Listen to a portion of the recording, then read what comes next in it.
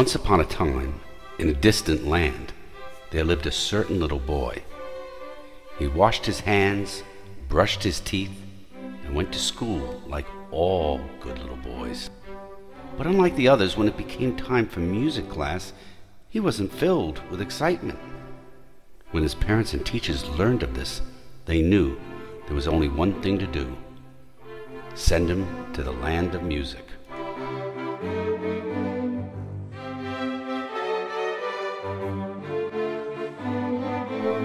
The next day, when the little boy had finished eating his breakfast and brushing his teeth, he grabbed his backpack like he did every school day.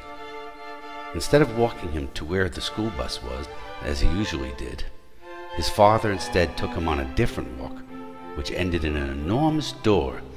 The boy was certain there was a mistake, but his father assured him that this was where he would be spending the day.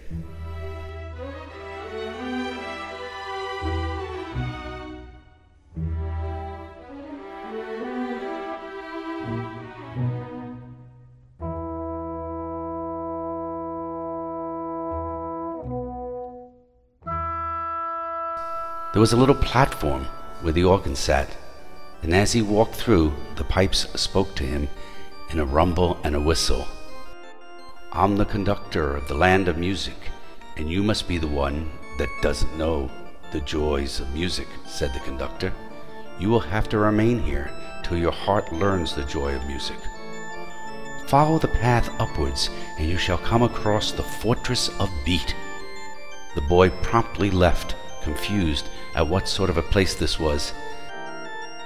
The path went up and up. A tingling voice welcomed him from the obelisk below.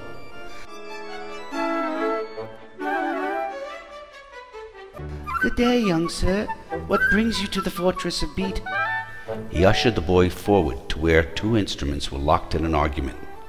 Seeing a visitor, they stopped to welcome him, and then the glockenspiel asked, "Perhaps you can settle our argument. I say that I am taller than he, but he says I am the short one. Whom do you think is taller?" The boy liked to measure things and could see that it would be a simple matter to use his ruler to judge the tallest, and told them so. "Ah, you are very wise," said the cymbal. "You'll find that music, too, is full of measures. That's what helps us keep time with the beat."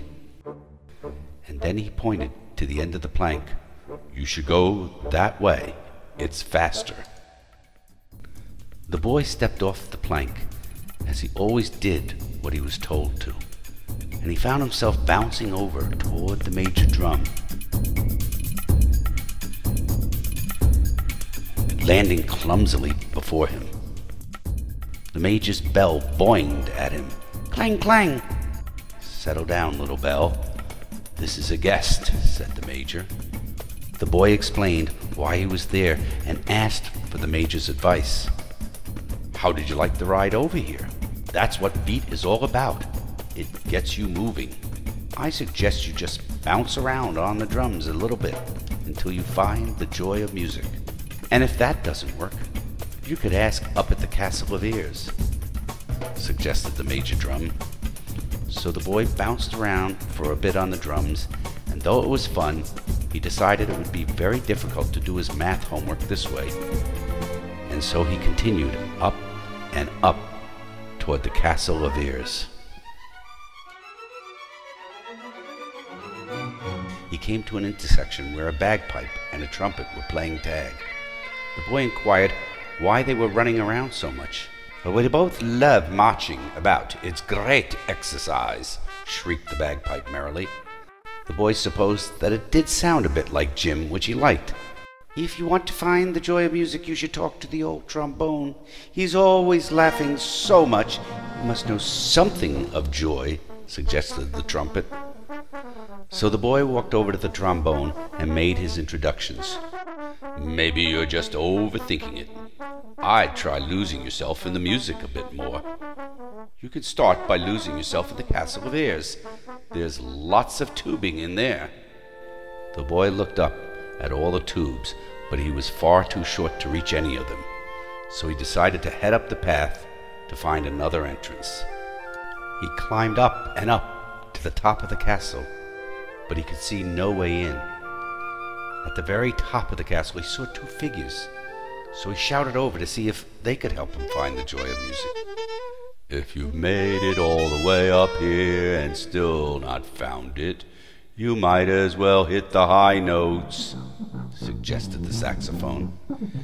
"'Tisn't not too much farther to the house of 7 strings, bellowed the tuba. So the boy continued to climb up and up till he reached the house of 7 strings. A guitar, a banjo, a violin, and a harp were in deep discussion. Once they had quieted for a moment, he politely asked them if they could help him find the joy of music. "Just listen to the voice of the great strings," suggested the violin. The boy listened, but still didn't know the joy of music. "You have to move to the music," nodded the guitar sagely. So the boy wiggled a bit, but it didn't seem to help. "You gotta pluck them strings and make some noise," the banjo drawled as he pointed up at the tower. But the boy was far too short to reach the strings, even if he did like making noise. The harp shook her head. "The problem is that you hide, but instead to recognize. The music gives you the wings to soar." The boy considered this and thought about all he had learned already. Music was math and measurement, running about and making some noise, all of which he did like very much. And as he was lost in thought, 2 wings sprouted from his backpack. "There you go," encouraged the banjo. So the boy flew up and plucked the strings. Then flew down and lost himself in the castle of airs. Dropping from high above, he fell upon the fortress of Beat, for he had finally found the joy of music. The next day came, and just as his music class was about to begin, anyone looking at him could see the secret smile the boy wore on his face, as his mind swept through his memories of the land of music and how he now knew the joy of music.